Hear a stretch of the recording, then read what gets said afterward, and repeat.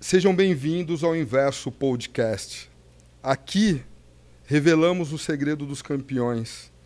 E hoje eu tenho um convidado que não é um campeão só dentro de campo, ele também é um campeão da vida.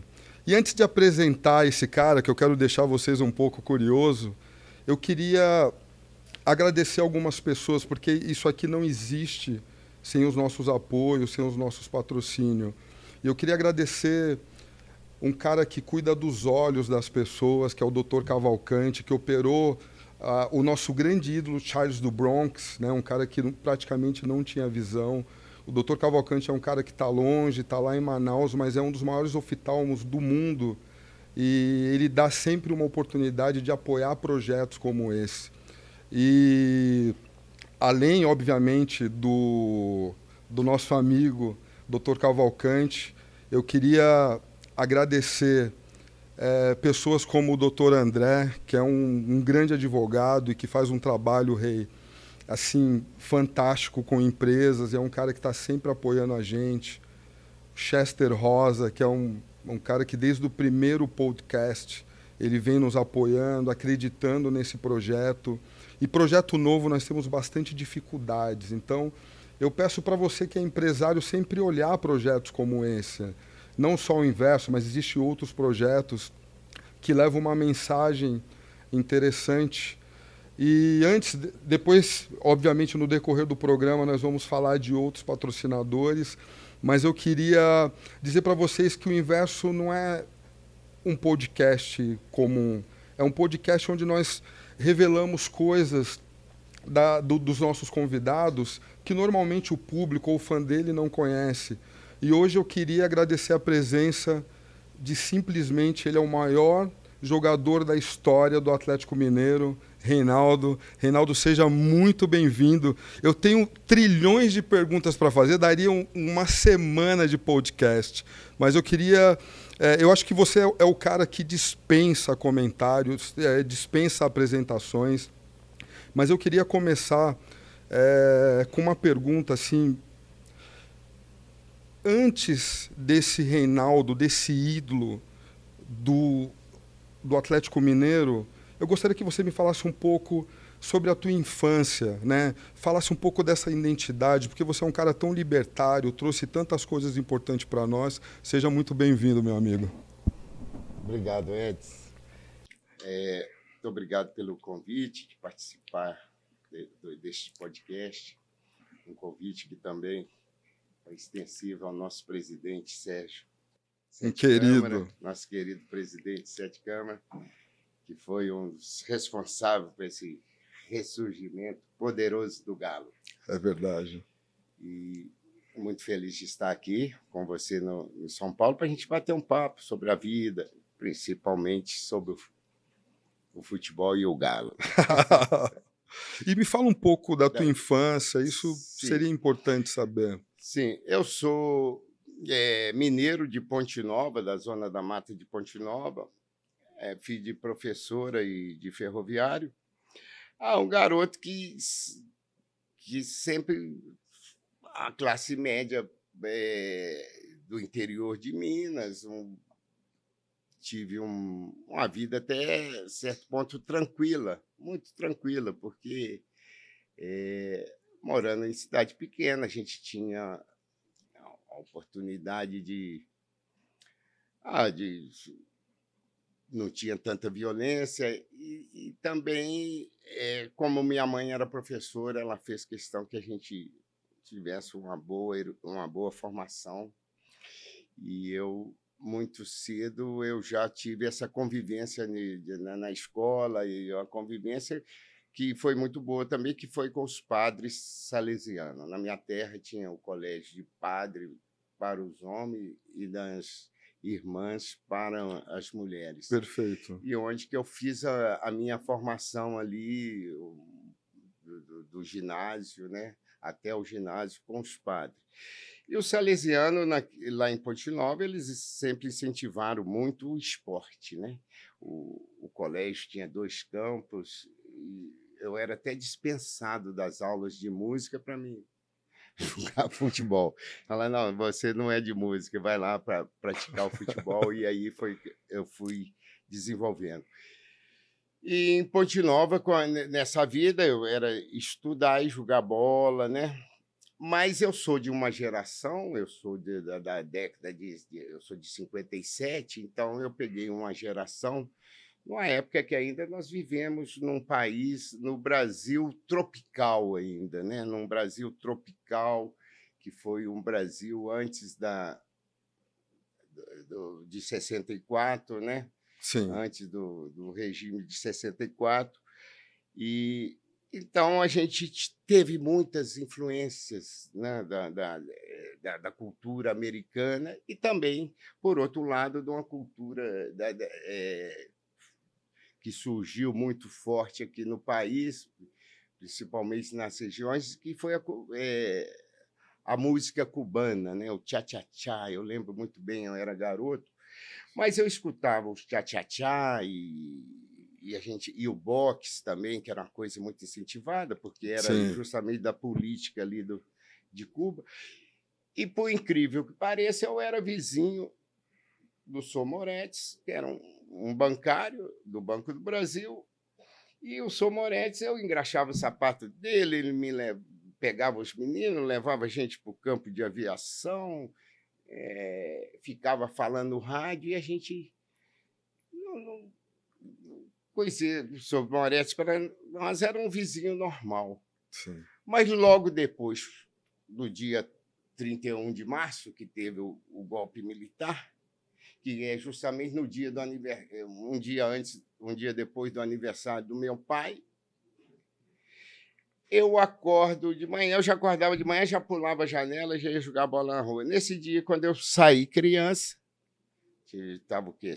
8, 7 anos, eu pulo na calçada, tinha 2 tiros de guerra, soldado do tiro de guerra, né, do Exército, na porta de casa, porque era vizinho. Aí que nós fomos descobrir que o Sô Moretti era do Partido Comunista e ele que incentivava a gente lá. Mas, mesmo assim, ele não catequizou ninguém, não. Nós viemos saber depois. Então, esse foi um grande fantasma na minha infância. Eu ia te fazer essa pergunta, se existia, se teve uma influência, assim, porque um dos seus sinais, que é ícone, é a resistência. A resistência, esse gesto, que era um gesto que, na verdade, não é um gesto socialista. Eu sou um cristão, um cristão, e eu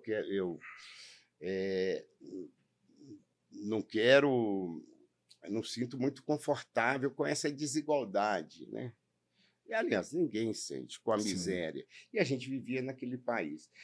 E também por meu pai e minha mãe ter uma participação assim muito na eleitoral antes de 64, e isso incentivava a gente muito lá em casa. Mas não foi aí, eu não tive formação política nenhuma, não fui filiado a nenhum partido, era um jovem que estava naquele embalo daquela geração, né? Perfeito. Acreditando nessa utopia da revolução. Mas aí, em Ponte Nova mesmo, eu fiquei até os 13 anos, muito novo.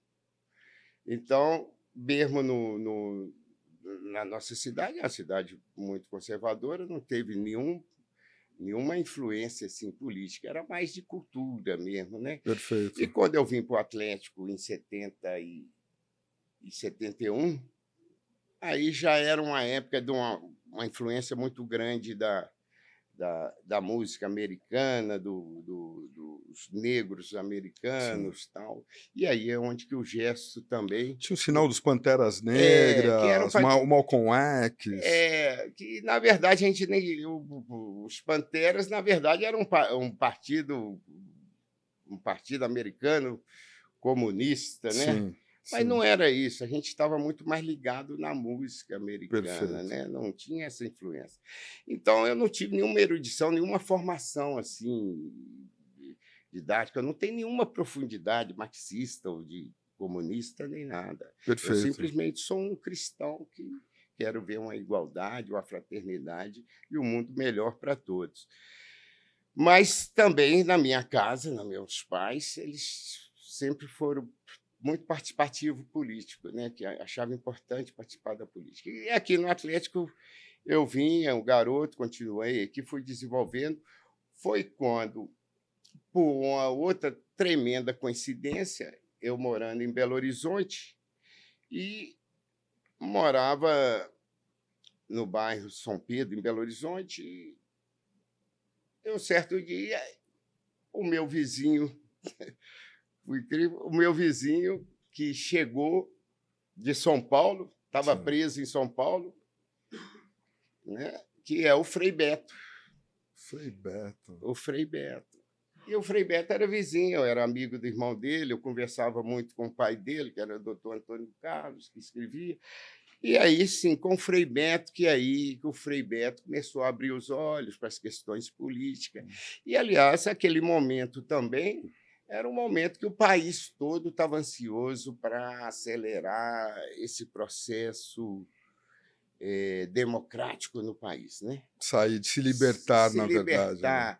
Era um país que estava muito amarrado ainda dentro do AI-5, dentro da política militar ali. Perfeito. Então, e também, por mais uma vez, por influência da geração, todos nós participamos de alguma forma, né?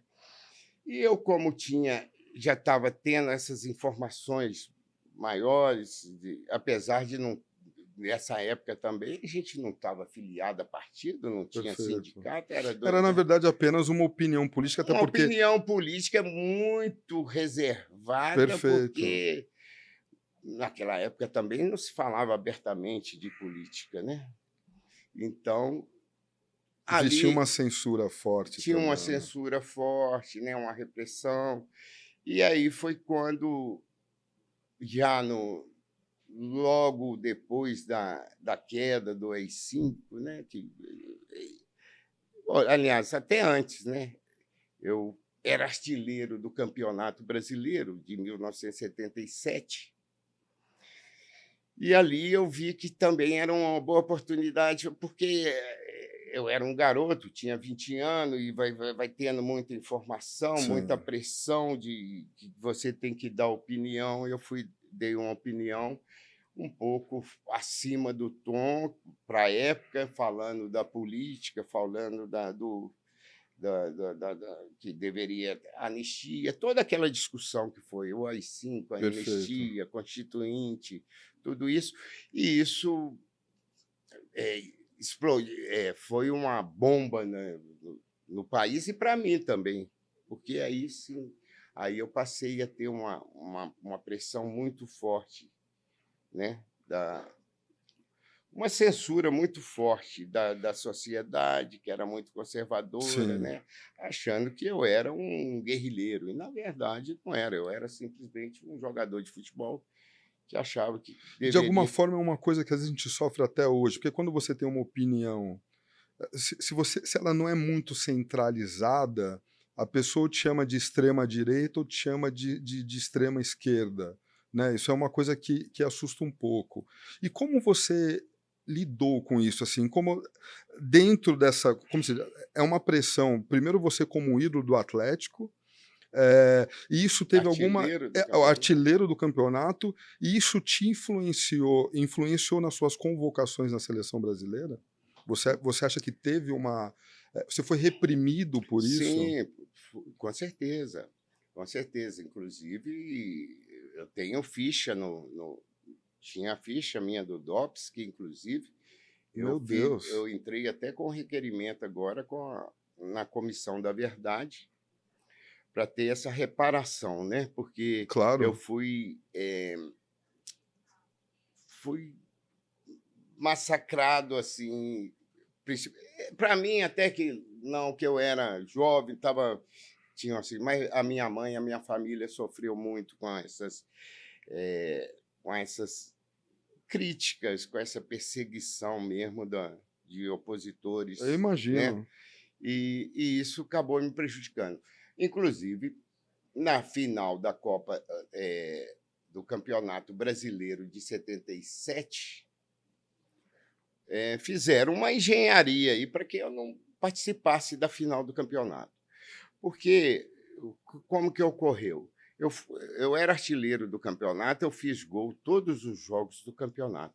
Mas logo no início do campeonato, quando eu já estava com alguns gols na frente, eu fui expulso de um jogo que o cara teve um córner, o Beck chegou e cuspiu na minha cara, eu empurrei, aí fui expulso.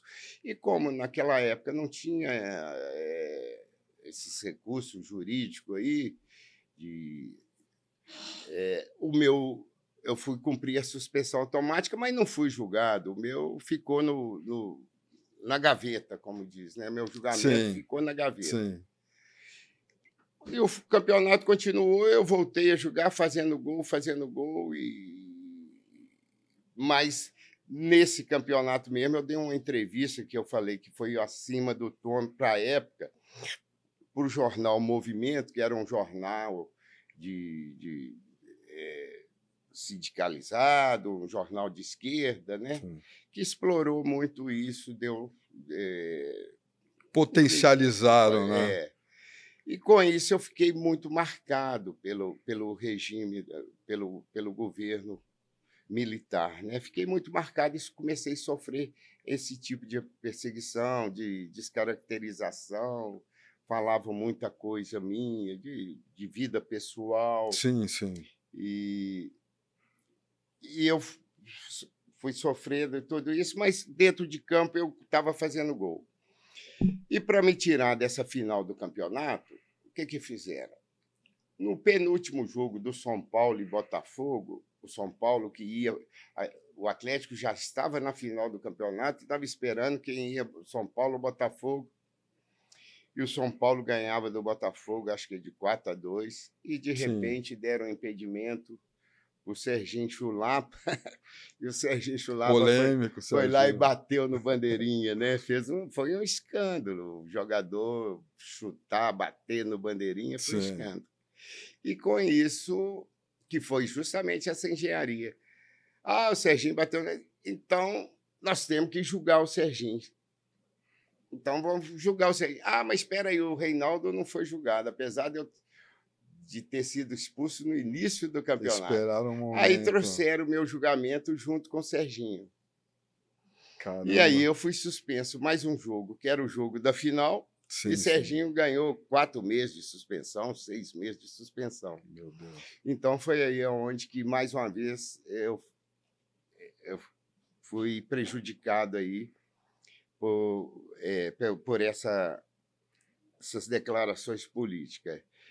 E também, logo depois, apesar de ser artilheiro, e eu só fui à Copa do Mundo porque um militar que era meu fã, que é o capitão Coutinho, Cláudio Coutinho, que era o treinador da seleção, me bancou, porque na verdade, eu já não tinha nem condição física, porque eu estava com o joelho já ruim, porque no Atlético eu tinha o doutor Neilo me preservava lá de pouco treinamento, com muita medicação para me julgar. Na seleção ninguém queria saber, eu tinha de fazer os exercícios normais e aquilo estava me prejudicando. E o Coutinho percebeu isso, ele me bancou, trouxe um aparelho, o Nautilus, para que eu pudesse recuperar e me bancou. Porque a comissão técnica da seleção da Copa de 78, a comissão técnica e a CBD, antiga. A CBD, era a Confederação Brasileira. de desporto, era também comandada por militares, né? Sim. E eles tinham essa orientação de rechaçar tudo aquilo que era contrário ao regime. Mas o Coutinho que me bancou para mim ir para a Copa do Mundo.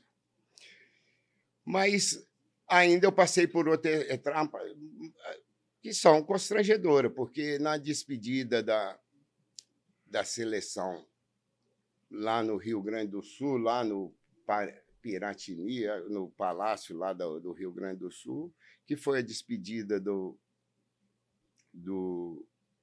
presidente, do general Geisel, Sim, né? sim.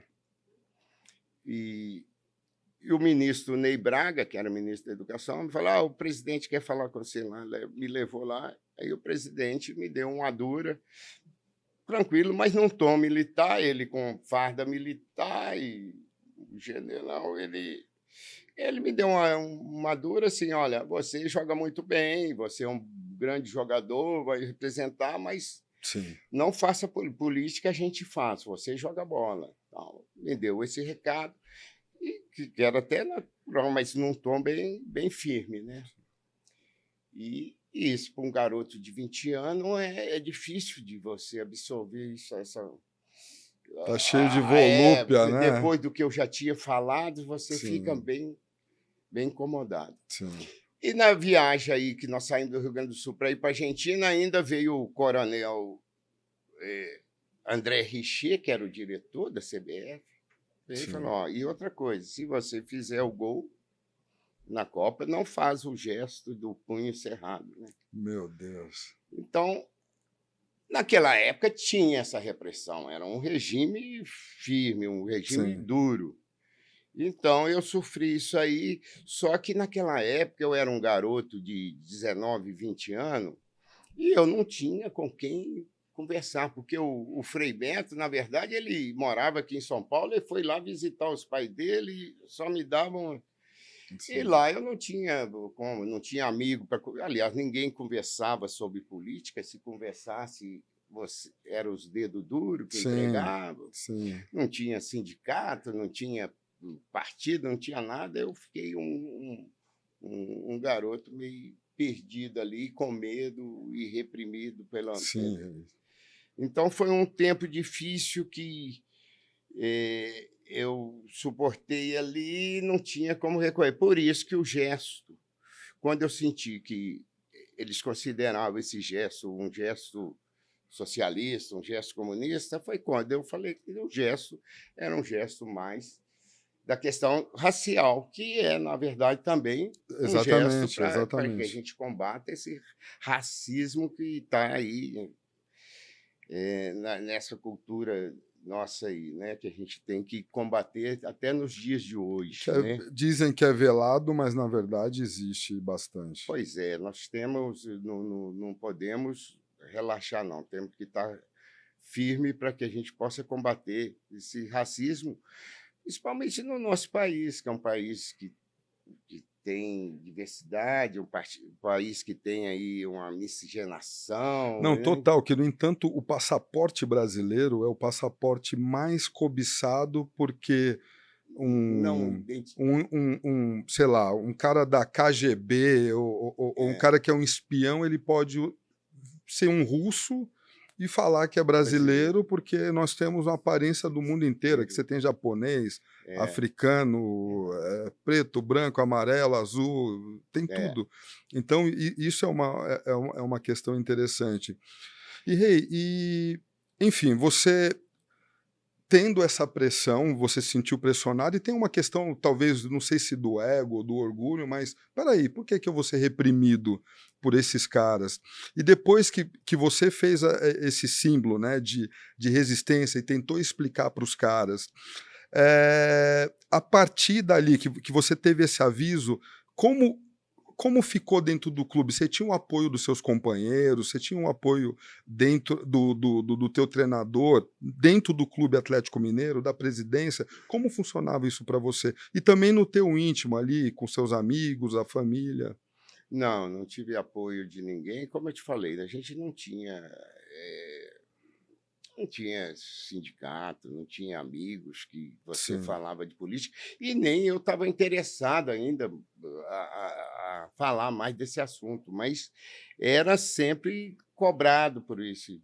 ficou É, aquela pecha para você, e, na né? verdade, é o seguinte, não era um assunto que a gente podia conversar com naturalidade igual a gente conversa hoje, né? Sim, Antigamente não se falava de política abertamente, né? Tinha essa repressão. Então, foi um período muito difícil que eu tive de superar ali sozinho mesmo, e foi mudando um pouco esse discurso, né? Sim, Apesar da gente participar, aí eu fui mais engajado quando começou a as diretas já, que aí era um movimento mais amplo. Aliás, quando acabou, esse começou a eh, como dizia na época, né, lenta e gradual, uma democracia, uma sim, abertura lenta e exato. gradual, que E no, começou, que aí a gente foi tendo a oportunidade um de pouco mais de liberdade, oportunidade. e eu me lembro nessa época 84 para 85, que era o Tancredo Neves, né? Aquela questão de libertação, eu me lembro como se fosse ontem, assim, porque meu pai também tem uma questão política, ele nos ensinava muito sobre política. Eu devia ter uns 6 ou 7 anos nessa época, e eu me lembro que, assim, não tinha uma questão de direita e esquerda, era querendo um povo de verdade querendo se libertar de um aprisionamento, de fato de uma ditadura. É, E eu tenho uma memória muito positiva, na verdade, sobre isso, e saudosista, porque hoje, ao invés do povo ter essa junção, essa unificação para um bem comum, não, fica uma briga de um lado, do é, outro, que não leva ninguém para lugar nenhum. sim. Nessa época, a gente queria ter essa liberdade de, até porque a gente era muito cabisbaixo, muito pobre. O nosso país, a gente era muito pobre, um país que tinha muita miséria Oprimido, ainda, na verdade, né. oprimido, né? E, e você, naquele elan ali da juventude, naquela entusiasmo da juventude, você queria mesmo acelerar, ter um. E a única coisa, a única liberdade que a gente tinha era na música, né? A gente nem livro a gente comprava, né? Porque não tinha. Ele fala que era comunista, mas eu não tenho a profundidade, eu não tenho erudição, não tenho formação nenhuma de. Perfeito. A gente estava mais, a gente queria mais essa liberdade que veio através da cultura ali, dos movimentos culturais. Foi quando teve essa. Começamos a juventude ir para a rua Perfeito. eh, né, nas diretas já, né, que aí foi um movimento mais amplo. E aí sim, conseguimos, o país foi melhorando, tudo melhorou, teve a abertura, né. Exato. Aí sim, depois que eu vim participar, assim, mais efetivamente da política, quando eu fui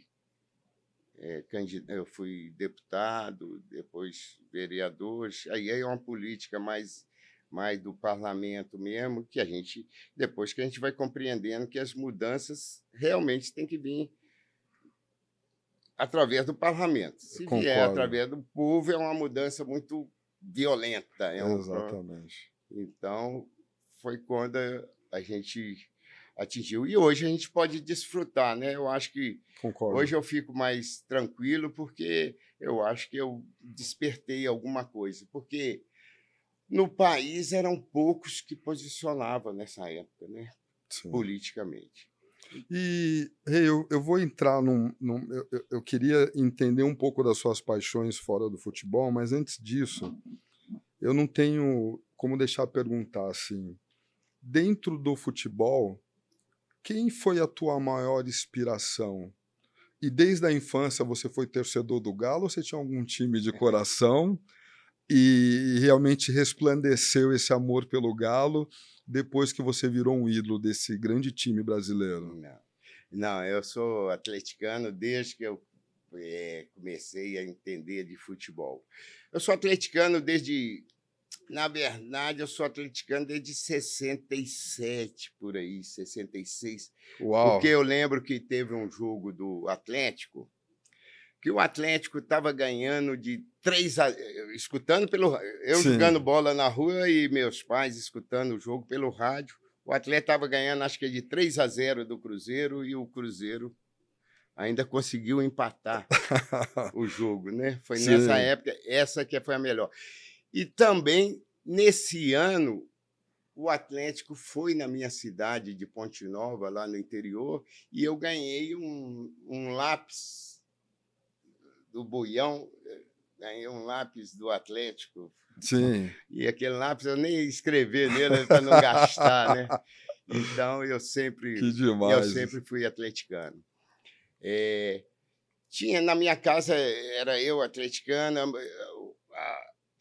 a maioria lá torcia para o Botafogo, porque meu irmão tinha ido para o Botafogo jogar também, né? Eu Sim. gostava do Botafogo e tinha referência do Botafogo, porque como eu sou da Zona da Mata, a gente tinha uma influência muito grande do Rio de Janeiro. A gente Perfeito. escutava mais os jogos do Rio de Janeiro. Sim. E aí eu gostava muito do Jairzinho, e até pela Copa de 70, né, que o Jair foi artilheiro da Copa.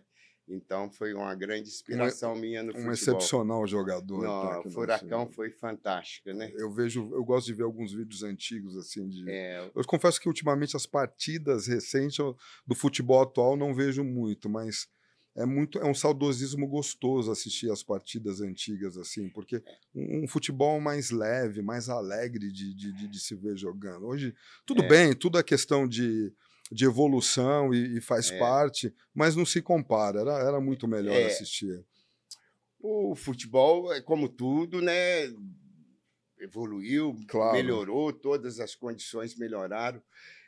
Mas o futebol de hoje é algo parecido com o futebol que a gente jogava na época. Primeira coisa que eu acho que houve, depois veio o padrão FIFA, que vem modificando mais, né? Mas Sim. principalmente da época que eu jogava, tinha fatores que eu acho importantíssimos da minha época, que é, primeira coisa, o tamanho do campo, né? A gente jogava num campo de 120 por 80.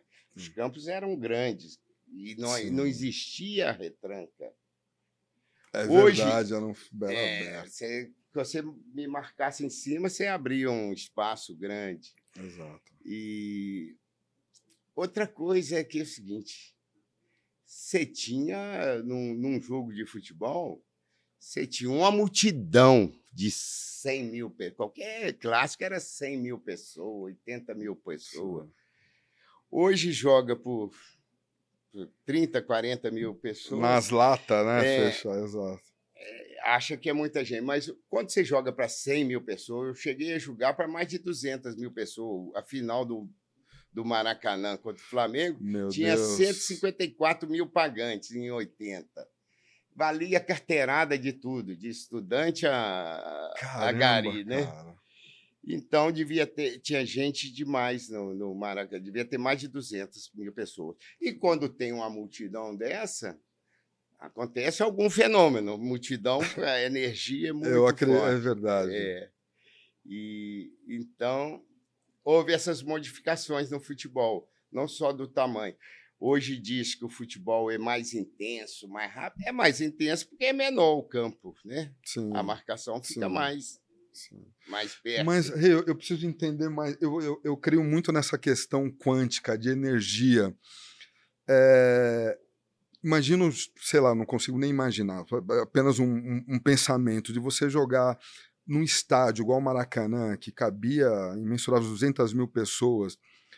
Como você sentia essa energia? Por exemplo, tudo bem que Minas não é tão longe ali do Rio de Janeiro, mas você poder estar num estádio do adversário e você ver tantos torcedores do seu time indo lá para poder incentivar vocês, como o Corinthians, houve a invasão corintiana também, contra o Fluminense em Tóquio, 25 mil corintianos.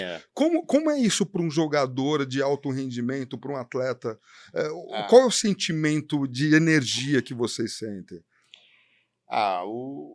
Na verdade é o seguinte, a torcida do Atlético no Maracanã, ela nem aparecia, porque era uma faixa, devia ter, porque se tivesse 5 mil atleticanos ali... Que é uma pressão pior, né? E lá tinha 200 mil pessoas. Você viu o ar movendo assim na frente, o som, o barulho. E aquele encanto, aquele mistério que é o Maracanã, né? O Maracanã era um sonho meu. Eu sempre gostei de jogar no Maracanã, porque desde menino, o Maracanã é aquele templo que você Um templo, é verdade. Essa é a que melhor você palavra para falar do fica Maracanã. encantado ali. E, e uma final com aquela multidão, apesar de não estar muito favorável para nós, era só dos adversários, né? Mas estimulava bastante a gente a jogar. Eu, principalmente, né? E nesse jogo, que mais uma vez ali eu já tinha sido marcado, foi um jogo que o Flamengo faz um gol. É bom lembrar que até 1980 o Flamengo não tinha conquistado um título nacional, né? Sim, exatamente, exatamente. E o Flamengo, esse grande clube, não tinha essa. E em 80 também eu considero que foi o melhor. Não vou falar que foi o melhor de todos os tempos, mas o time do Flamengo era muito bom. Né? O nosso time era bom, mas o time do Flamengo era muito bom. Rinaldo, eu vou fazer uma pergunta que ela pode ser um pouco polêmica. As pessoas falam que o Flamengo tem a maior torcida do Brasil. Sim. Só que eu tive a oportunidade de viajar para alguns estados, né? Morei uma época ali em Pernambuco. Eu sempre percebi que o quê? Como você deu um exemplo, né, da região que você morava, passava-se mais os jogos do Rio de Janeiro. Só que quando eu vou para Pernambuco, o cara sempre fala assim: eu torço pro Santa e pro Flamengo. Eu torço pro Petrolina e pro Flamengo. Eu torço daí você vai eu torço pro Remo e torço pro Flamengo. Só que quando você pergunta isso para um atleticano ou para um corintiano, ele nunca tem dois times. Você realmente acha que a torcida do Flamengo é a maior torcida do Brasil ou a do Corinthians? Bom, eu acho que é do Corinthians, né? São Paulo é maior. Não, mas porque é o poder da mídia, é o poder da imprensa. Sim, exatamente. É o poder da imprensa. Na época, eu jogava lá Atlético, o Clássico de Minas, final de campeonato. Aí eu arrebentava com o jogo, jogava, metia gol e tal. Aí você pegava o Jornal do Esporte, a Folha de São Paulo, o Estadão, saía uma pílulazinha assim, falando a escalação, a renda, quem fez o gol, só. Enquanto saía na primeira página desse tamanho, São Paulo e Taubaté, São Paulo e Rio Claro, sei lá, desse tamanho. E a imprensa aqui, o jornal, naquela época era o jornal e o rádio. É verdade, os cronistas esportivos, exato. Era uma mídia nacional, mandava para o país todo. Por isso que esses grandes, eles têm torcida no Norte e Nordeste, devido à mídia aqui. Perfeito. Que escutava o rádio daqui, que comprava o jornal daqui ou do Rio. Sim. Então, o Flamengo e o Corinthians, que são e que o governo também, na época, e eu peguei essa época do Torneio do Povo, que o governo determinava os times que era time do povo, Atlético em Minas, Flamengo do Rio, Corinthians aqui, Internacional, Bahia, os times mais populares, né? Então, acabou favorecendo essas equipes de Rio e São Paulo pela mídia. Perfeito. Pela mídia. Lá em Minas, só quem era de lá que acompanhava mesmo o futebol. Até para a gente chegar na seleção era difícil. Você vê que você tinha um ou dois jogadores fora do eixo Rio e São Paulo. E muito mais no Rio, né? No Rio até hoje, pelas influências da CBF. Exatamente. Dentro, né? Mas eu acredito que de torcida, hoje o Atlético tem aí um universo de mais de 10 milhões de torcedores. Fácil, e em Minas, nós somos... E o Atlético é um clube muito poderoso, um clube que tem uma estrutura muito boa. E com uma gestão maravilhosa do Sérgio. Agora, com a gestão muito boa, que começou com o nosso presidente Sérgio Câmara, né? que trouxe essa SAF para o Atlético, que foi a salvação do Atlético. É né? verdade. Como a SAF está sendo a salvação de vários clubes. Ele me contou, a história foi algo então, tremendo. O Atlético hoje é uma equipe bem posicionada aí no cenário nacional. Mas tem uma torcida grande e fanática e bem original. O atleticano lá, nós somos a família de atleticano, todos são atleticanos. Né? Fantástico. E até porque o nosso clube, o Atlético, é um clube que tem uma identidade muito forte, não só com Minas Gerais, mas principalmente com a capital, com Belo Horizonte. Porque o Atlético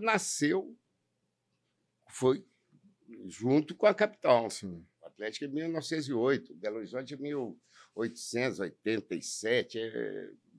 Então, tá perto, nós temos essa identificação e, sem dúvida, o Galo é um dos grandes times do Brasil. E nós vamos voltar no Galo, mas eu sempre tenho, no inverso, uma curiosidade de saber de ídolos sobre algum esporte ou de alguma atividade fora do futebol. Quais são suas paixões? Além, que eu entendo você como cristão em Deus, mas da família, quais as paixões que o Reinaldo fala, pô, isso aqui eu tenho um prazer em fazer, isso aqui é muito bom eu estar fazendo?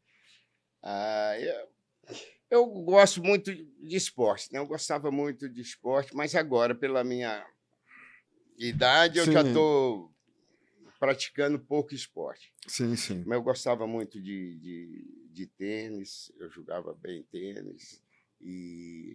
Estamos indo bem com o Joãozinho, né? O menino, o João Fonseca, o brasileiro. O João maravilhoso. Maravilhoso. Mas depois que eu peguei uma contusão aqui no ombro, eu parei. Mas hoje eu sou um grande esportista e no esporte muito radical. Que é xadrez. Uau, cara! Eu jogo muito xadrez. Que bacana. É uma coisa que diariamente, eu já acordo jogando xadrez, e participo de vários... Tem muitas competições, campeonatos. Inclusive, eu tenho o Torneio do Rei, que a gente faz lá na Arena. E eu tive a oportunidade desse ano passado, né? No Torneio do Rei. Sim. Eu joguei com meu ídolo e o grande mestre Mequinho, né? Você tá brincando? Que o Mequinho, demais. Essa foi uma das grandes alegrias que eu tive de jogar Já joguei umas 3 partidas com o Mequinho, né? Eu creio que o xadrez deveria ser um esporte que tinha que ser matéria de escola. É bom, é um esporte que é até físico. Eu também faço porque é físico. Você transpira com imagina, xadrez, né? E trabalhar suas emoções também, a linha de raciocínio. Então, eu gosto muito disso. Também gostava eu gosto de ler. Hoje eu tenho muita dificuldade para ler, por causa da vista fica mais cansada e eu já... Mas eu tenho... O resto é ficar em casa. Eu gosto muito de estar em casa. Sim. Muito. E falando em leitura, eu vi que você trouxe um livro aqui do Atlético Mineiro. Eu queria que você me falasse um pouco desse livro, meu amigo. Oi, Edilson. Eu trouxe esse livro até para te presentear, como eu presenteei o nosso presidente Sérgio. Muito obrigado. Câmara. Esse livro, Nós Somos Clube Atlético Mineiro, é o segundo livro que meu filho... Eu tenho um filho que ele não quis jogar bola, ele foi para a escola. E hoje ele já está fazendo... Esse é o segundo livro que ele escreve. Ele fez o meu livro, que foi O Punho Cerrado, que é uma biografia. Agora, perfeito. O Daniel e o Felipe, que são meus 2 filhos, junto com o Cássio Alegui, a Maria Clara Alegui, o Caio Duca, perfeito. Que fizeram só essas coisas. Então, eu trouxe esse livro para você e vou te autografar depois. Por favor, quero muito. E se eu quiser... Se a nossa audiência quiser comprar o livro... Como nós podemos fazer isso? Está na internet, né? Perfeito. Acho que é Amazon. Na Amazon encontra? Perfeito. Aí é mais meu filho que faz esse Mas a gente pode deixar um link depois na descrição aqui para quem quiser comprar. E esse livro, assim, é a história do nosso Galo e, naturalmente, eu também estou na história do Galo, por ser o maior artilheiro do Atlético, né? Perfeito. Então, ele conta, são os grandes momentos do Atlético, né? Até 2021. Que demais, cara. Então, é a Academia Atleticana de Letras, né? Que todo atleticano tem de adquirir. Cara, muito obrigado. Eu vou, Então, óbvio que eu vou querer o autógrafo. Como é um prazer. Posso Aqui, dar ó. ao vivo aqui? Por favor, eu acho. Eu trouxe aqui. Por favor, meu amigo. Que Mas- honra. Poxa, que legal isso. É disso. E leitura é algo muito bom, né? Então, Eu li isso é fantástico. bastante. Depois ainda... depois que eu parei de jogar bola, que eu fui... Aí eu fui fazer um curso também de treinador na Holanda, acabei voltando a jogar futebol lá, fiz um Sim. curso de treinador. Você ficou quanto tempo na Holanda? Eu fiquei 2 anos lá. 2 anos, 2 anos fantástico. lá. E aí, quando eu voltei, que eu vim participar da vida política, virei deputado, depois dessa parte política, eu voltei a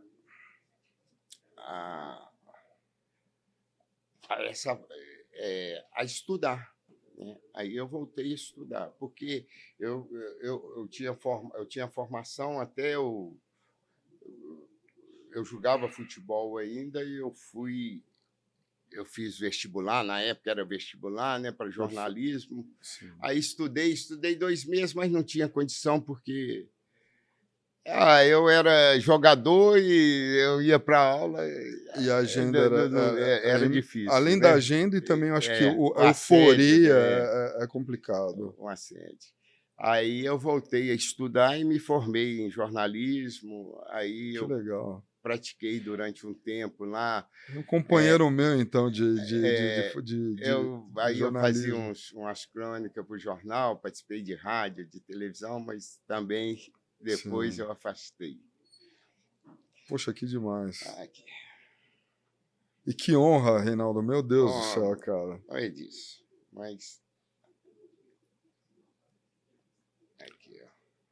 255 gols, meu Deus. O maior artilheiro do Galo. Reinaldo, você sempre foi gigante, né? Dentro do Atlético, no esporte no Brasil, falando sobre isso. Mas onde é que morava o homem atrás do mito? Assim, onde você se encontrava? Muito obrigado.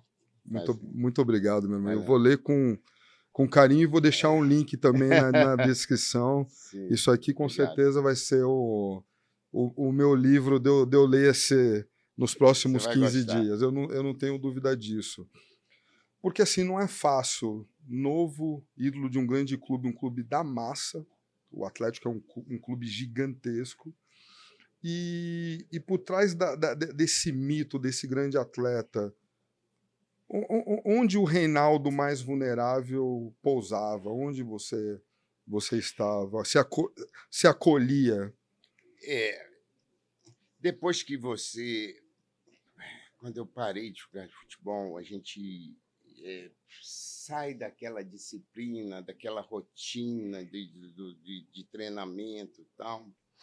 E pelo meu destaque no futebol, eu fui muito convocado, muito convidado, requisitado para eventos sociais. Sim. E aí foi onde eu caí numa armadilha muito grande dessa vida social, que mais um momento que o nosso país passava, que eu caí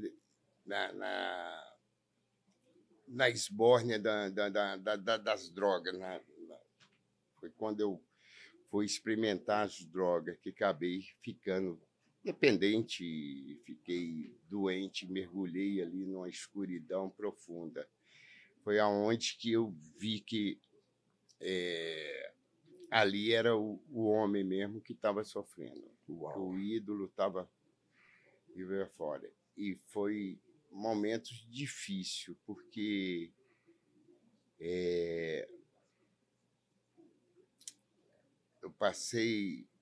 eu perdi muito tempo de estar convivendo com meus filhos, né? tudo afastado por causa das drogas. E as drogas aí, a cocaína. Sim. E fiquei nesse processo até um dia ter de enfrentar a justiça, né? Porque essa droga é uma droga muito poderosa e que ela vai te seduzindo e vai te E minando. socialmente ela é uma E uma na droga época, perigosa. foi numa época que o Brasil, acho que o mundo todo estava espalharam cocaína nesse país aí. Perfeitamente. E foi aí que eu não acreditava eu achava que eu era mais forte que a droga, mas Nós a sempre droga achamos. a droga, o entorpecente te dava aquela euforia ali, mas depois me trazia uma profunda tristeza, né? E É a ressaca foi, moral, né, Rei? foi Acho um que é o pior momento momento. muito difícil. Que aí sim foi quando eu busquei ajuda e tive esse apoio da minha família. Aí sim que os verdadeiros amigos apareceram para me dar apoio, me estender a mão para que eu pudesse sair. Rei, é interessante, eu vou abrir, não perca o teu raciocínio, eu sei o que é viver o fundo de poço das drogas. Eu fui usuário de crack, eu tive em condição de rua. Quando eu falo para as pessoas que eu já pedi dinheiro no ponto de ônibus para inteirar R$ 5 para eu comprar uma droga para eu usar, e eu sei o que é você se tornar para a sociedade uma escória, das pessoas te olharem com nojo. E eu não estou falando isso com vitimismo. Foi uma fase que eu vivi na minha vida e uma fase que é algo que eu venci e graças a Deus hoje eu posso apoiar e aconselhar pessoas. Eu tive alguns amigos, sim, que são amigos até hoje, que estenderam a mão para mim, porque a maioria te julga. E porque eu queria que você não perdesse o seu raciocínio. Hoje eu tenho orgulho de falar desses amigos e eu gostaria, se você puder, revelar quem foram esses amigos, além dos seus familiares, claro, que te apoiou, que esteve com você, porque nos momentos que você está na escuridão, porque isso é que a gente vive, é uma escuridão, e quando você fala dessa... Quando eu entendo que a cocaína ela é uma droga socialmente perigosa, porque ela está em todas as esferas e ela está nas grandes festas. E a pessoa ela consegue enganar, dependendo do nível, do grau de que ela está usando. Diferente do crack, que ele te leva para um poço muito mais rápido e você fica num momento de sequidão na tua vida que as pessoas ficam tão pasmam ou assustadas que você vira o opróbio até das pessoas que não gostam de você, vira um grande opróbio e um terror para os seus amigos. E eu gostaria muito, assim, primeiro, que você desse um conselho, que você dissesse quem foram essas pessoas importantes para você que te ajudaram. Você, como um grande atleta, um ídolo de várias gerações, o que você diria hoje para... Infelizmente, existem muitos atletas que ainda vivem isso, que caem nessa sedução, né, de festas, de esbórnia, de orgia. O que você poderia falar, primeiro, para um atleta também ele não cair nessa tentação? Tem que falar, falar não. Aliás, se afastar do ambiente. Você não ache que você convivendo nesse ambiente que você vai ser forte e vai resistir isso, não. Concordo. Você vai ser seduzido um momento ou outro de euforia, você é seduzido. Então é o seguinte, não queira experimentar, não queira... vou ver como é que é, eu acho que eu posso sair. Não faz, porque cada um também tem um organismo, né, que pode ser preso, pode ser capturado facilmente ali. Eu tive, não vou dizer que foi, não cheguei a esse ponto dessa decadência que o crack, que essas drogas de injetar, nada. O meu era mais ali da droga usual mesmo, né? Mas mesmo assim foi um período muito intenso, sabe? De você ficar naquela fissura o tempo todo por causa de droga. Então, é isso. Não, se tem droga aqui, se afaste. Se afaste porque é perigosa e pode te seduzir. Então, eu tive ajuda. Em primeiro lugar, do meu amigo, que foi o Léo Cristo, que é irmão do Frei Beto, que é um Perfeito. psicólogo que me ajudou. Tive a ajuda também do doutor Luiz Carlos Abrita, que foi meu advogado, porque eu cheguei a ser indiciado como traficante, e eu não era traficante, eu era um usuário. Meu Deus. O doutor Luiz Carlos Abrita, que me atendeu, doutor Arnaldo Madruga, que foi meu psiquiatra, porque também... Que isso é fantástico, essa ajuda é importantíssima. Porque aí eu tive de reconstruir, né, a moral, reconstruir os valores todos, né? Perfeito. E foi aí através da terapia, da medicação também. Eu tive... A medicação não foi durante muito tempo, não, porque durante um tempo foi o Sossega Leal mesmo, a medicação. Sim. Durante uns tempos, mas depois o que me curou mesmo foi dentro do espírito, que foi dentro da palavra mesmo, né? A palavra, ela tem poderosa, ela é divina mesmo, porque você não acredita, mas de repente é a solução. Eu concordo. Então eu tive essa experiência, e na igreja evangélica até, que foi que legal onde que eu me libertei e falo hoje tranquilamente. Já vi cocaína depois, já vi tudo depois, e nada pode colocar aí que eu sopro, como diz outros. Eu não cheiro, não, eu sopro cocaína. Então,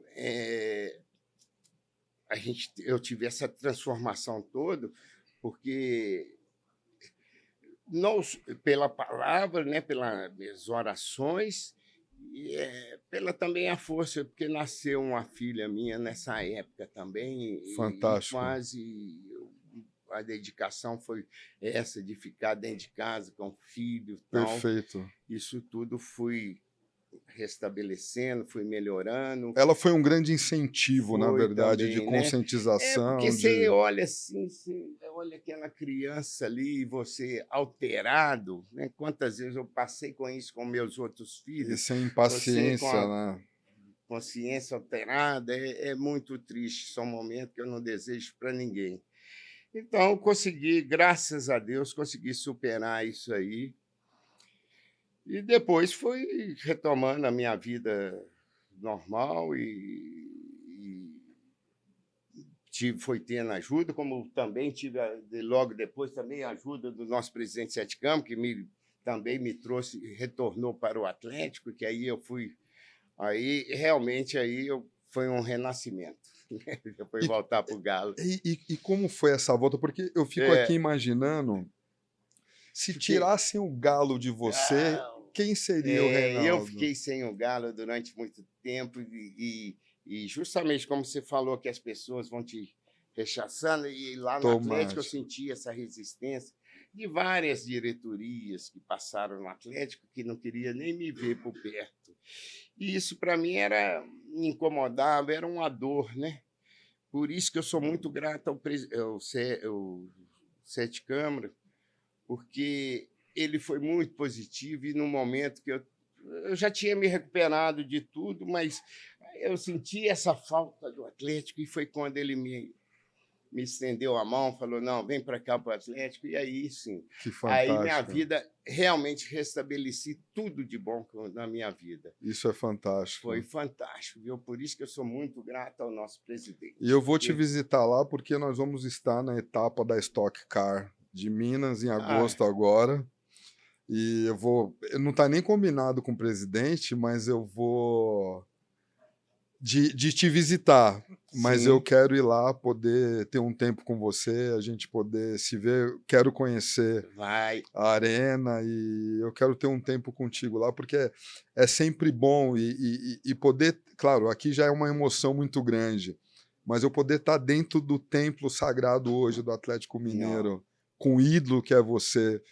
Do Atlético. Eu tô até triste porque eu esqueci de trazer a camisa que eu ganhei do presidente para você autografar, mas eu vou levá-la lá e vai ser perfeito. Vai ser um prazer enorme para nós receber você na nossa casa. A nossa casa está muito bonita, Eu sei disso. a arena está tá bonito demais. Nos dias de jogos, então, vendo a massa do Galo lá, é uma sensação que só nós atleticanos sentimos, viu? Porque é muito bom a gente ter esse sentimento de pertencimento. Eu, mais ainda, né, de ser considerado, além de ser artilheiro do clube, com muita honra, ainda ser aclamado como o rei o maior da história. E o meu nome já me ajuda bastante, então soa muito bem quando eu escuto dos atleticanos, ô rei, tal. Eu fico muito feliz, eu fico orgulhoso, né? É uma honra para mim, mas é muito legal. Então, nesse momento, eu estou vivo nesse mundo de atleticano, esse mundo preto e branco, e fico muito feliz. Eu fiquei curioso agora aqui, meio que no pé do ouvido, o presidente me falou uma coisa. O que é o ônibus dos malvados e o ônibus dos bonzinhos? Eu queria entender de você que conversa é essa que o presidente Sete Câmara acabou de me falar. Não, porque quando começou vamos dizer assim, um divisor de água ali, então, entre os atletas, né? Foi quando surgiu os atletas de Cristo, né? Sim. Que começou com João Leite, que jogava no Galo, né? Goleiro do Galo, perfeito. Baltazar, enfim, vários outros, Tita. Certo. E João Leite, na época que ele converteu, né? E como todo crente, todo cristão, aí realmente tem que pregar, levar a palavra, né? Claro. E com muito entusiasmo. E naquela época não era muito comum, né? Isso nós estamos falando de 70 e poucos, né? E João Leite foi o dos primeiros, e nos jogos ele dava a Bíblia, né? E numa dessas viagens que a gente fazia para o interior aí, lá em Uberlândia, por exemplo, a gente estava voltando de Uberlândia depois do jogo à noite, né? E tinha a turma lá que gostava da cervejinha, né? A gente tomava uma. E o João Leite sempre pregando para a gente, né? Sim. E nesse dia lá do ônibus, eu estava com o João Leite na frente do ônibus lá e eu já tinha tomado uma cerveja, João Leite. Aí João Leite estava me explicando uma passagem que o nosso corpo é o templo de Deus. Exato. Né? Que a gente tem que cuidar bem do corpo, né? Não é beber, não é ficar embriagado, é você cuidar do seu corpo, né? Porque é uma casa de Deus. Sim. E se você não cuida da casa, é uma casa abandonada, ela é invadida pelos demônios, pelos espíritos ruins. Exatamente. E aí eu fiquei naquela dúvida, aí eu fiz uma pergunta para ele, eu falei, mas João Leite, eu vou cuidar da casa, mas se eu pecar de novo, se eu tiver uma recaída de novo, aí ele falou, aí volta uma legião de demônios. Aí eu falei, não, João Leite, então só deixa um só. Não foi... Mas essas palavras do João Leite, sim, isso aí era nas resenhas a gente alterado. Sim. Mas o João Leite, ele teve... Os atletas de Cristo tiveram uma importância muito grande no futebol. Que Até bom pela, você e reconhecer até, e isso. até pela conscientização mesmo, porque o jogador antigamente era um pouco mais malandro, mais, né? E Sim, quando você viu a necessidade de você ter essas virtudes de cristão, né? De perfeito. praticar o bem, de ter um outro olhar para o mundo, Sim, isso despertou não só em mim, mas de muitos atletas aí que é perfeito. um jeito correto de viver, de você ser um atleta, né? Então, a gente tinha essas, nas viagens, a gente tinha muito esse brincadeira, quer dizer, a gente brincava com coisa séria que o João Leite. João Sim, Leite sofreu com aquela quantidade de jogadores que tinha tomando, a gente brincando. sim. A resenha era E João Leite gigantesca, né? com a paciência toda, inclusive todo jogo ele dava uma Bíblia, né? Me deu Bíblia. Poxa, Cheguei a batizar na igreja também lá com o João Leite e tal. Mas depois que a gente vai tendo a consciência, vai tendo a consciência da importância que é a nossa vida espiritual, como é importante você ter essa paz de espírito, né? e é interessante assim, porque eu lembro, eu vejo às vezes alguns atletas do passado falando um pouco dessa questão dos atletas de Cristo, de uma forma até meio não negativa, mas também tinha muitos atletas que se faziam de cristão e aprontavam um monte de coisa, não eram grandes exemplos. Mas a questão não é esse julgamento. Mas, de alguma forma, quando você fala que aquilo foi um bem em alguns momentos, em algumas situações, por exemplo, nós estamos falando de alguns anos atrás, e isso tá na tua memória, né? Essa palavra, Sim, ele jogou a semente semente. e hoje você tem Que a gente essa grande consciência. Isso é uma coisa muito legal de ouvir. é importante, sim, a vida espiritual. Eu acho que você, você orando, você praticando ali a sua religião, você passa a ter um pouco mais de tranquilidade, um pouco mais de Sim, consciência. E eu acho que essas coisas que são importantes na vida, você ter essa paz. Tá, você tem o mundo aí fora que você vai lutar, vai brigar, vai querer claro. conquistar, mas se você não tiver uma paz interior, você tem uma grande chance de fracassar, né? Sim. Então, eu acho. E com isso, o João Leite trouxe essas palavras, que de alguma forma só fez bem. Nunca. Acho que tudo aquilo que vem do céu, né, É, é sempre uma coisa muito boa e muito positiva. E além dessa, o que mais, assim, dentro da sua história no futebol, né? Você ficou 2 anos na Holanda, um grande ídolo do Atlético. Qual foi uma coisa marcante, você como futebolista, que é algo que você não só pensa até hoje, mas que você leva também para suas próximas gerações, para os seus filhos, netos e de repente aqueles mais novos quando você vai aconselhar. O que te impactou dentro do futebol?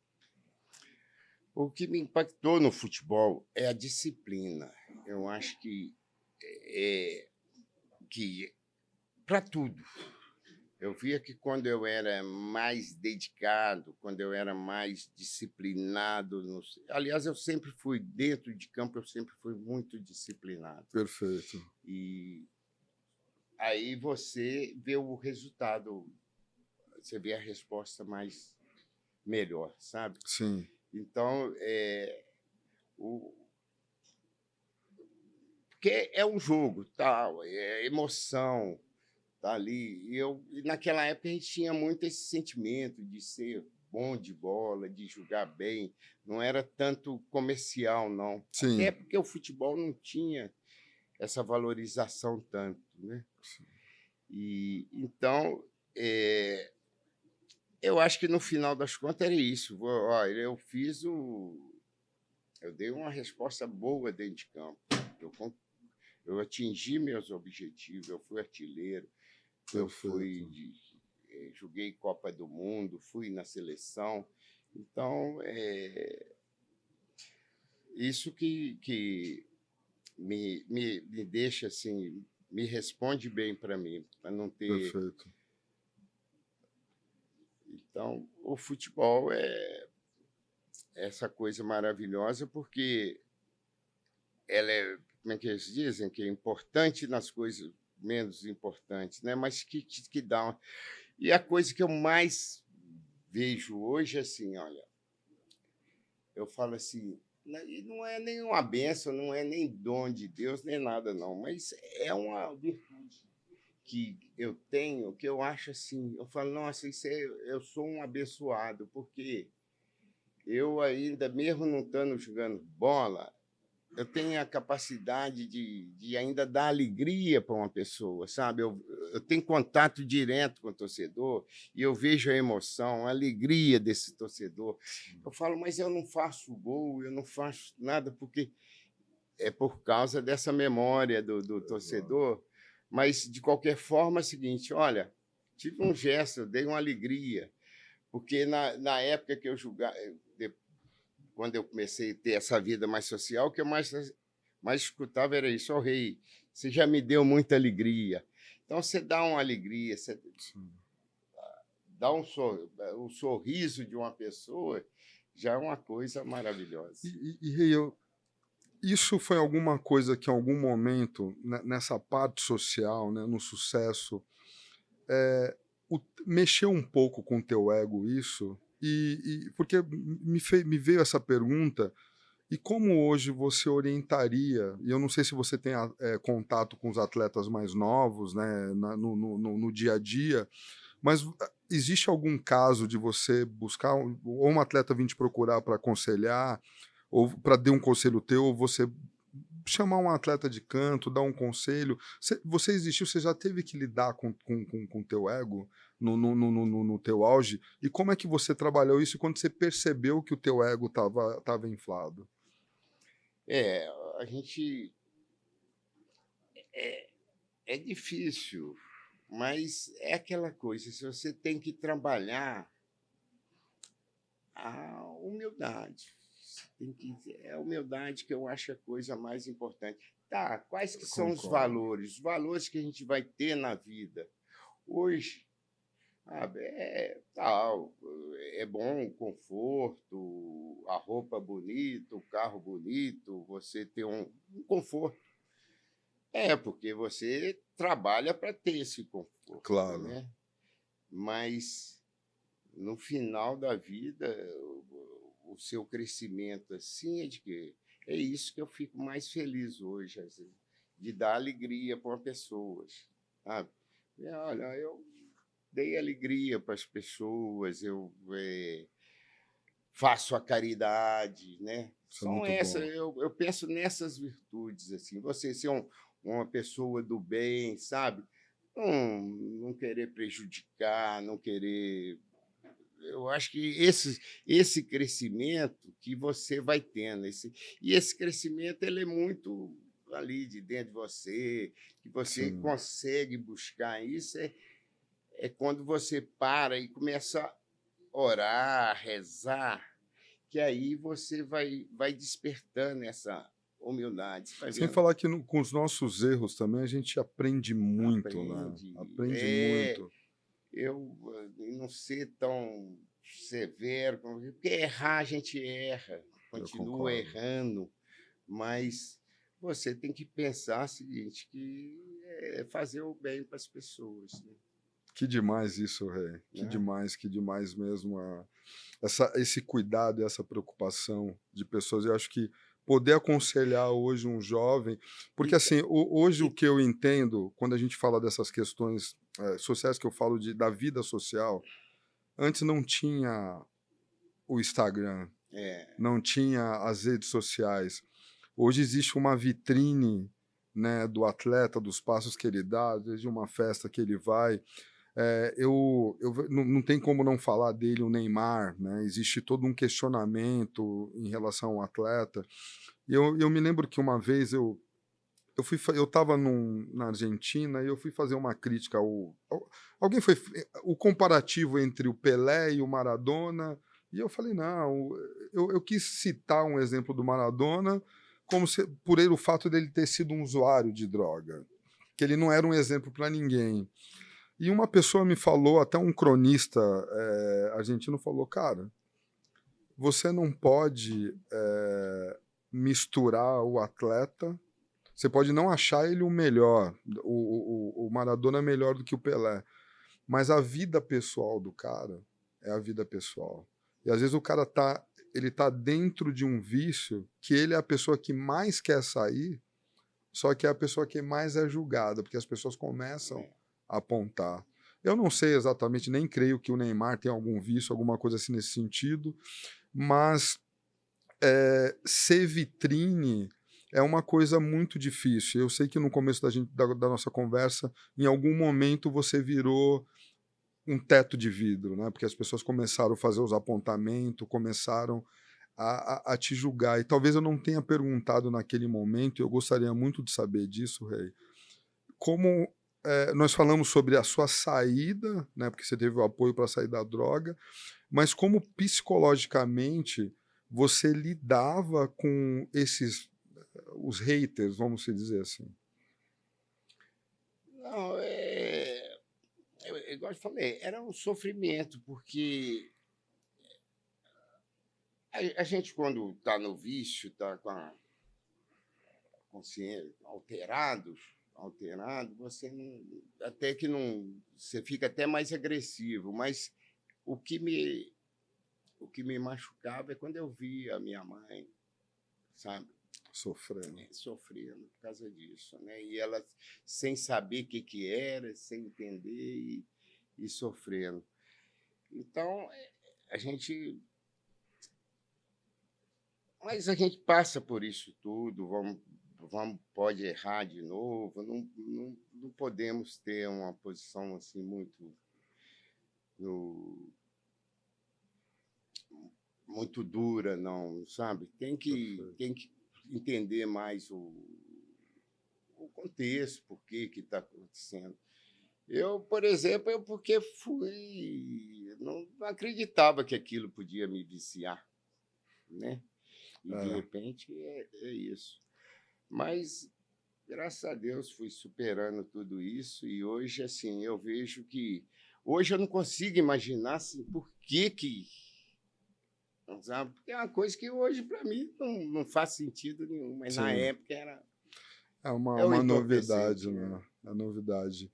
E, Rei, nós estamos partindo para a pergunta final. E você, né, a nossa história viva do futebol, como você disse, né, você hoje não faz mais gols, não está dentro das 4 linhas ali do campo, mas o que pulsa hoje no teu peito? O que pulsa no teu coração? Eu entendo que a gestão inovadora do presidente Sete Câmara, ela deu oportunidade para um grande ídolo do clube quando ele estava esquecido e, como você disse, foi virado às costas em alguns momentos. Hoje, o que pulsa dentro do seu peito? Claro, você é um ídolo eterno do Botafogo, do Atlético Mineiro, mas como você lidar com o que pulsa dentro de você fora do futebol? Hoje eu tenho uma vida muito tranquila, porque também a gente vai chegar nessa estatura aí dos quase 70 anos, né? A gente vai ficando um pouco mais tranquilo. E hoje eu tenho uma preocupação de ter essa qualidade de vida. O que é? A minha qualidade de vida é muito simples, é estar convivendo com as pessoas que eu gosto, principalmente estando lá na minha casa, lá com meus filhos. São os momentos muito simples. Às vezes passo a tarde ou lá contemplando só o jardim, de ter essa vida bem tranquila, de não ter essa preocupação de querer conquistar, de querer ser o mais importante, não. Na verdade, é o seguinte, você vai baixando a bola, que é melhor, você vive mais em paz. Eu sei que também tem hora que tem necessidade de eu ir para a rua, de brigar, de correr atrás, de fazer as coisas que têm que ser feitas. Claro. Mas hoje eu estou gostando muito de ficar em casa e curtir minha família. E aí, por favor, eu não só para o povo de Minas, né, para os seus torcedores, eu queria que você deixasse uma mensagem para a nossa audiência, uma mensagem para os teus fãs, e falar também quando é o próximo campeonato de xadrez. Edson, né? Nós vamos do campeonato de xadrez agora no próximo... Não, dia 14 agora, lá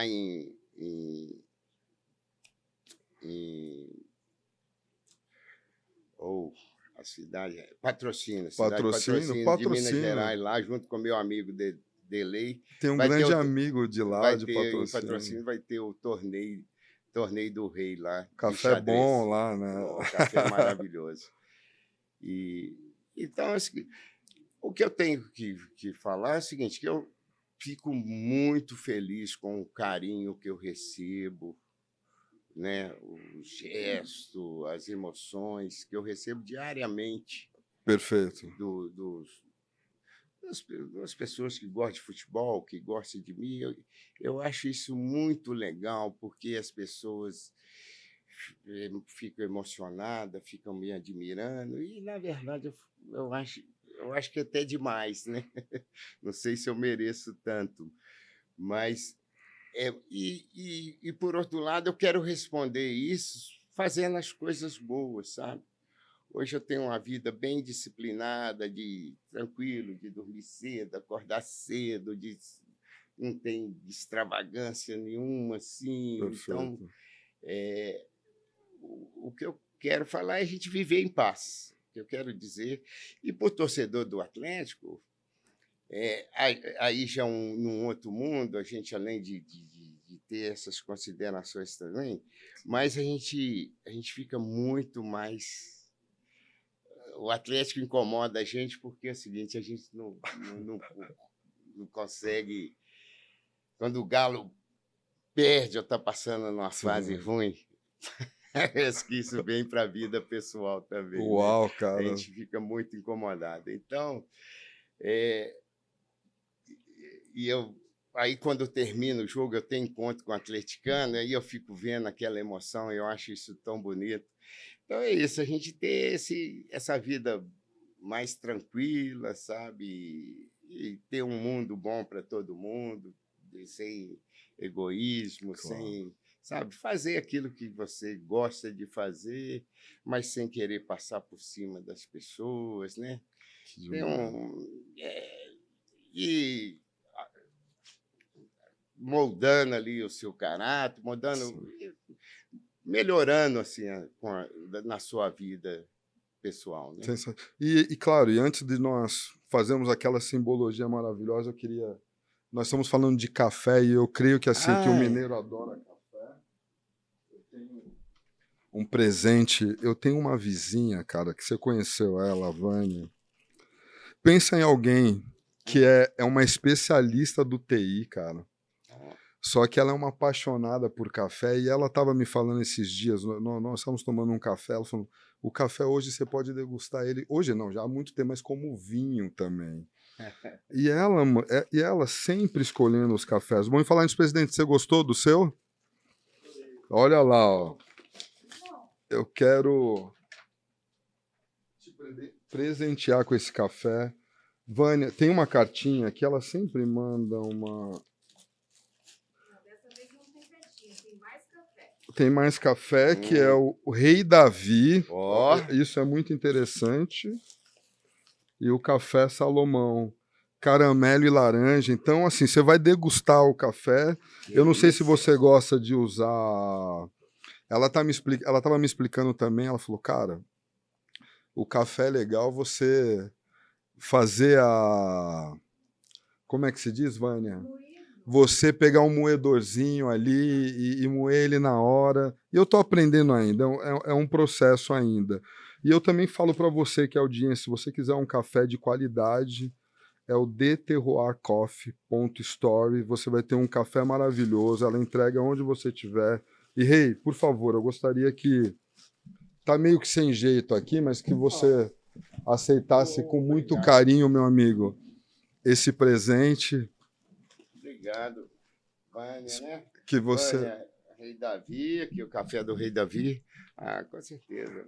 Vou lembrar de vocês todas as manhãs, apreciando esse café. Isso é uma delícia. Muito obrigado, viu? Café Rei Davi Salomão, Rei Salomão. Hein? E o Rei não, né? Tá bom. Então, e eu tenho certeza que foi provocativo isso. E, Rei, Reinaldo, antes da gente encerrar, eu queria te convidar a fazer um gesto com você, que acho que foi talvez uma grande simbologia, como o Dr. Sócrates fez. Primeiramente, te agradecendo de estar aqui comigo, de ter vindo até de Minas Gerais aqui para São Paulo para fazer isso. Muito obrigado, meu amigo. Oh, obrigado você pelo papo. Que demais, cara. Obrigado. Obrigado.